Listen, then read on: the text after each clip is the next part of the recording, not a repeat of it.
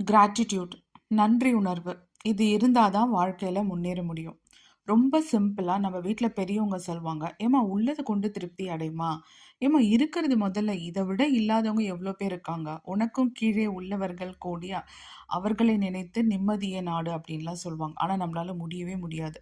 நம்ம என்ன சொல்லுவோம், எனக்கு நான் நினச்ச வாழ்க்கை கிடைக்கல, எனக்கு நல்ல வேலை இல்லை, என்னால் நல்ல பணம் சம்பாதிக்க முடியல, எனக்கு இது கிடைக்கல, அது கிடைக்கல. அப்புறம் நான் எப்படிங்க சந்தோஷமா இருக்கிறது? நான் எப்படி நன்றியோட இருக்கிறது? அப்படின்னு கேட்போம். ஆனா அது உண்மை இல்ல. சுத்தி பார்த்தீங்கன்னா, நிஜமாவே சொல்றேன். இன்னைக்கு நம்ம ஆரோக்கியமா இருக்கோம்.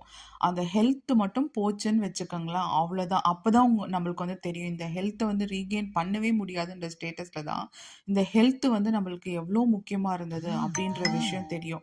அதே மாரி இன்னைக்கு நம்ம நல்லா சாப்பிடுறோம். நம்ம ஃபேமிலியோட இருக்கோம். நமக்குன்னு ஆறுதலுக்கு சண்டை போட்டா கூட பக்கத்துல ஒரு ஆள் இருக்காங்க. நமக்குன்னு ஒரு ஆள் இருக்காங்கன்றது ஒரு பெரிய தைரியங்க.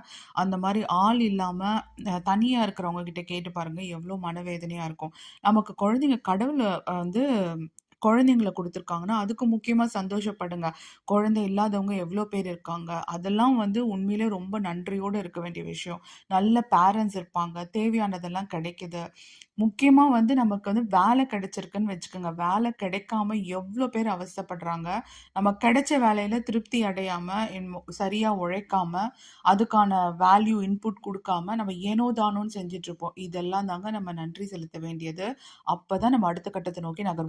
ஸோ, இப்பயாவது உங்களுக்கு கிடைச்ச விஷயங்களுக்கு நன்றி சொல்ல ஆரம்பிங்க.